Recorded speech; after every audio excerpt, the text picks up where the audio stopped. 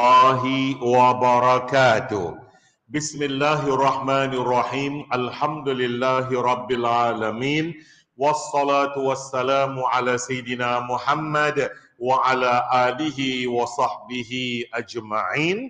Kalau ada epok-epok ke goreng pisang memang sedap, Alhamdulillah. Brothers in Islam and sisters in Islam, may Allah always bless you and your family in this dunya and akhirat, and together Allah gather us in the blessed paradise of Allah subhanahu wa ta'ala. Amin, amin, amin, ya Rabbal Alameen. Right, brothers in Islam, today we are going to discuss about one sahabat that was rarely mentioned. Sometimes even if I were to ask you, do you know who is Osman bin Affan? You said, of course I know. The top three of the sahabat of Nabi sallallahu alaihi wasallam. Then if I were to ask you, do you know who is Osman bin Mad'un? Osman bin Mad'un, siapa Who's that? That's why I said he's one of the sahabat rarely mentioned, but he was a great sahabat of Nabi Muhammad sallallahu alaihi wasallam. Some said he was number 13 to embrace Islam. Some said he was number 17 to embrace Islam. But whatever it is, he's under the category of As-Sabiqun al-Awwalun, the first batch to become Muslim.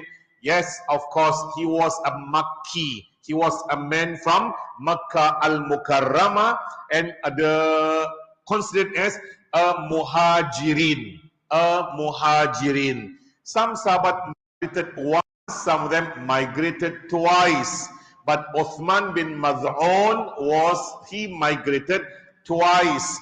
One time he migrated to Ethiopia.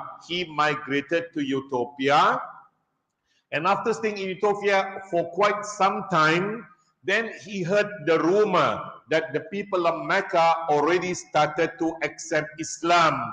So he packed up his baggage from Ethiopia, all the way came back to Makkah al-Mukarramah, but that was actually just a rumor.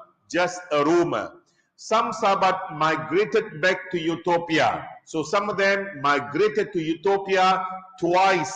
But Uthman bin Mad'un, he felt that it was like troublesome to go back to Ethiopia because he's got big family in Makkah al-Mukarramah and they were prominent family. Keluarga yang kaya raya, they were rich and prominent and well known. So he was finding another alternative.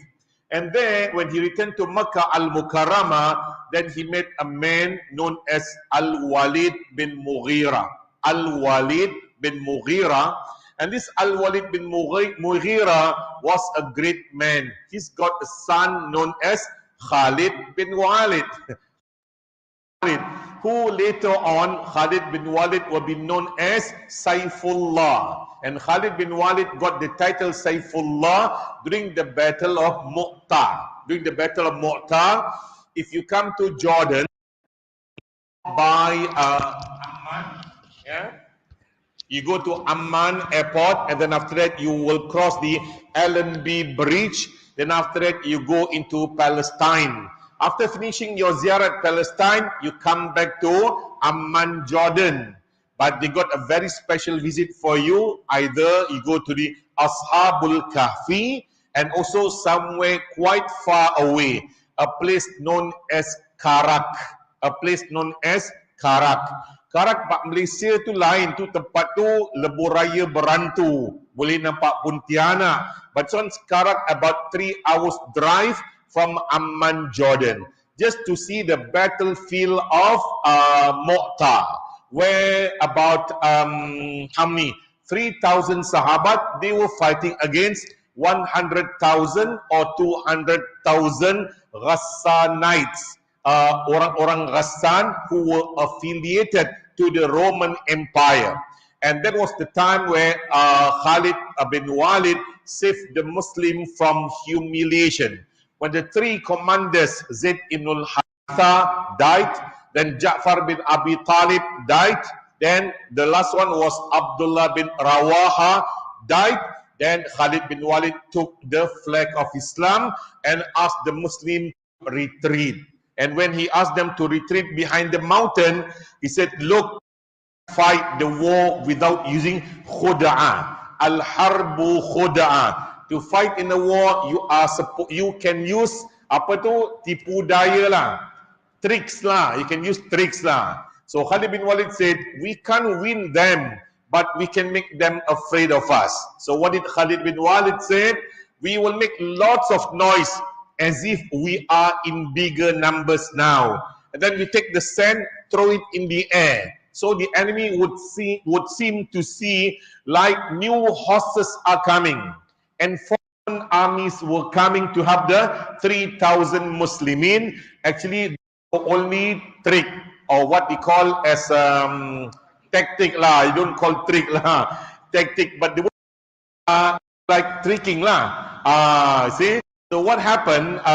The Muslimin won the war, and when Khalid bin Walid took the flag of Islam, Nabi was actually in Makkah, in Medina, and he said the flag of Islam was taken by one of the sword of Islam, the sword of Allah. So Khalid got the title Saifullah, pedang Allah, the sword of Allah. I saw some people call their anak Saifullah, but I said Saifullah is not a name, it's a gelaran. Yeah, you should call the child Khalid lah. Khalid has got a very good name. Khalid means what? Khalid means permanent. One of the reasons they call Khalid was, and he looked permanently young. Khalidina fiha, kekal. He was young. So Khalid means someone that is permanent in one particular state, permanent in paradise, or permanent in state of youth, permanent in the state of health. But Khalid bin Walid was a great man, but later on the 8th year after Hijrah, when he became a Muslim during the Fathu Makkah. But this one, we are talking about the beginning stage of Islam, where Khalid bin Walid also opposed Islam. And Khalid bin Walid was instrumental in planning the defeat of the Muslim in the Battle of Uhud. In the Battle of Uhud, where he attacked the archers first, from behind. And this was Khalid's father, Al-Walid bin Mughira. Al-Walid bin Mughira saw Osman bin Maz'un, another prominent Sahabat, but a Muslim who had migrated to Ethiopia, and hearing fake news, indah kabar dari rupa, then he thought the Muslim, they already accepted Islam, but it was under contradictory. They would in fact escalating their animosity towards the Muslim, and met Al-Walid. He said, "Ya Osman, don't go away. We know each other. I will protect you. I become a guarantor, and so that they will not be able to touch you. They will not be able to touch you." Then Osman bin Maz'un agreed, and then of course to officialize it, you must go to the Kaabah. And then Al-Walid said, "People of Makkah, Osman bin Maz'un is under my protection, and nobody can do anything to him. Nobody can do anything to him." But he became, somehow, he was in a comfortable state, but he saw many Muslimin who don't have any guarantor were tortured. He slowly became dissatisfied. He slowly became dissatisfied. And he was telling himself, I'm under the protection of a non-believer, Al-Walid, and nobody dared to touch me. But my fellow brothers in Islam who don't have anybody to support them, they were being tortured. Then one day when he was at the Kaabah, and then they were, the Arab, they were very fond of reciting poetry. Suka sangat dengan syair. And in our term, suka dengar qasidah lah, qasidah. And sometimes the qasidah of Jahiliyah can be quite misleading lah, can be quite misleading. one day a man, a mushrik, was reciting a qasidah, but the qasidah got some element of truth though. Yeah, he said that nothing is the truth in the whole entire world. Nothing is the truth except Allah. That is the truth except Allah. Which Osman bin Maz'un, also another learned person, said, you are telling the truth. You are right. Allah Maha Benar. Allah is the truth. Then that poet went on that nothing is permanent. Nothing else is permanent. No ni'mat is permanent. He said, no ni'mat is permanent. Then Osman bin Maz'un said, you are telling a lie. He said, why? Why you said that I'm telling a lie? Because Osman bin Maz'un said, the ni'mat of paradise is permanent. The ni'mat of paradise is permanent. So this poet rasa insulted lah, that someone interjected and then insulted his saying. He said, this man had dishonored me, and they hit him. And he bokop, orang Melayu bilang lah, he was punched in one eye, so it was red and blue blood. Yes, and then Al-Walid, who protected him, initially said, you see, when you were under my protection, nobody dared to lay a finger on you. But now you're not under my protection, then what? You are now exposed to their torture. He said, you know, if my right eye can speak, if my left eye can speak, my left eye will say, the left eye want to become injured like the right eye for Allah's sake. Kalau mata kiri boleh berkata, dia pun nak terluka macam mata kanan to correct what is right or to correct what is wrong, yeah, and to do for Allah's sake. See?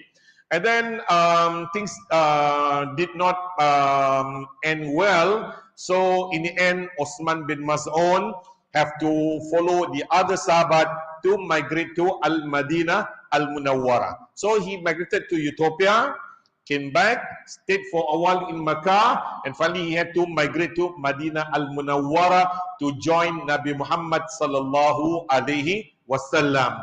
Brothers in Islam, sahabat, they are not maksum, but Nabi Muhammad is maksum, but sahabat, they can make mistake. So when we look at someone below the status of sahabat, lagi tak maksum lah, lagi tak maksum. If the sahabat they are not maksum, sahabat yang bawah kategori sahabat lagi tak maksum. But again, it's our duty to ad-dinun nasiha. Religion is for us to advise one another. As mentioned by Nabi in Hadis Bukhari, "Man ra'a minkum munkaran falyughayyirhu bi yadihi, fa in lam yastati' fa bi lisanihi, fa in lam yastati' fa bi qalbihi, wa dzalika adhaful iman." That anyone who sees a wrong must correct it with his hand.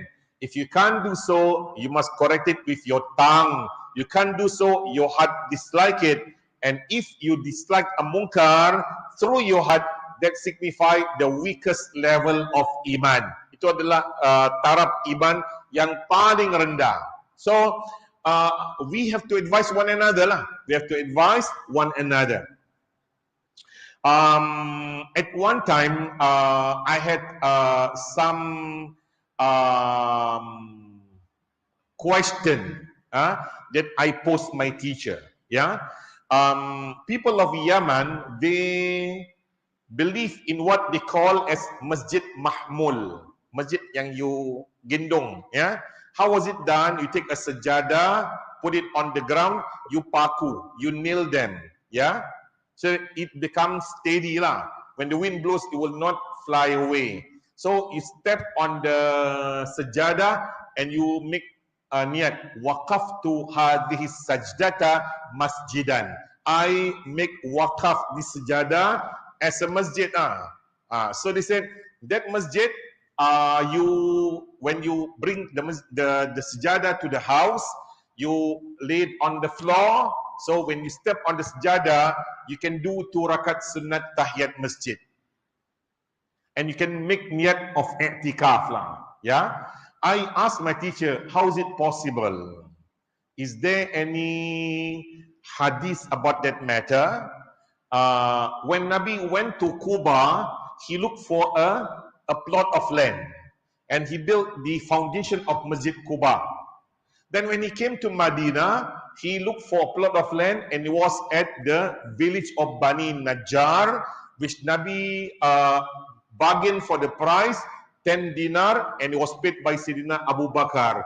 So all the while we're talking about land, tanah, land, but not sejadah, not sejadah. Can you enlighten me? Can you enlighten me? Yes. So I said, I'm not sure, but can you look for me the answer?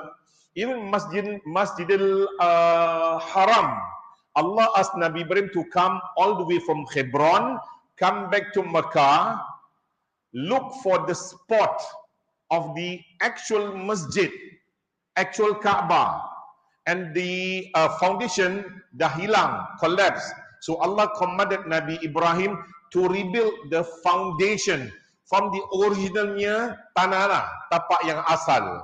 So it's all about the land, but about sejadah, I'm not sure.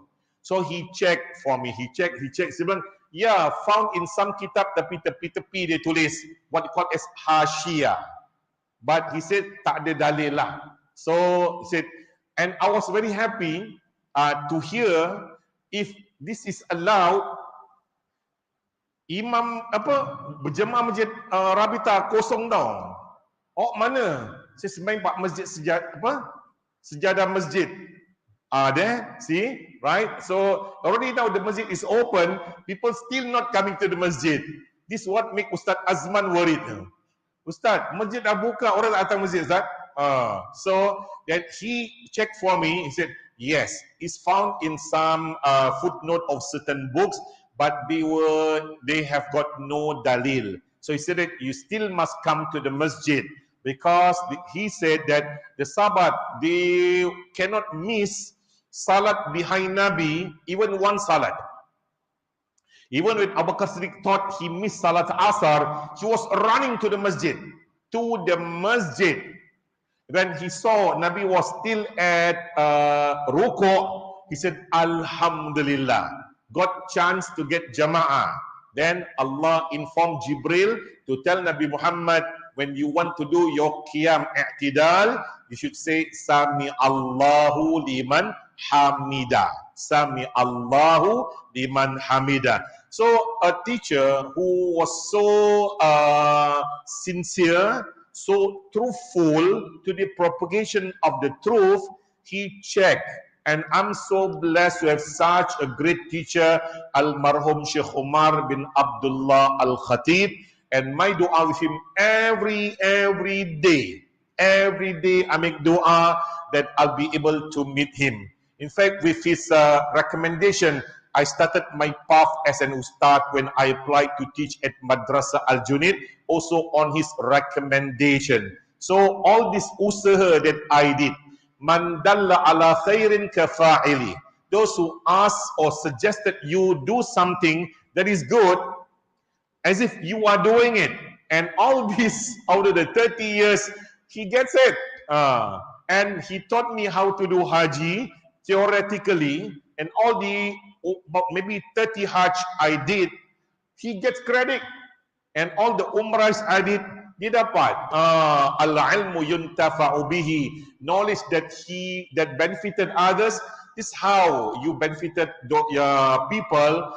So I think I never regret becoming an ustaz. At the time I started $450. Ustaz Azman started with $4,000, but still the career is honorable. Ustaz 4,000 kan gaji. Alhamdulillah, amin ya rabbal alamin. So Osman bin Maz'un was a little bit on the extreme. He refused to get married, just like Abu Darda, just like siapa lagi? Salman, just like siapa lagi? Some other sahabat lah, who thought that they want to carry ibadah to the maximum. They want to carry ibadah to maximum, don't want to sleep at night, don't want to break their fast, to fast continuously, don't want to get married.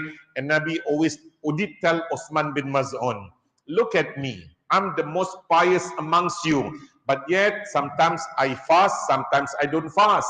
Sometimes I wake up at night, sometimes I sleep throughout until morning. And I will be awakened by Bilal bin Rabah, right? Or Abdullah bin Maktum, the second muazzin of Nabi Muhammad sallallahu alaihi wasallam. And I married woman. Your body has got right over you, ada hak. So he, on that advice, he started to get married after that. And of course, he married a royal lady of his status. Wanita yang kaya lah, sedarajat dengan dia. Alhamdulillah. But again, after some time in Madinah Al-Munawwarah, I think he died in the earlier part of Islam after migration to Madinah Al-Munawwarah.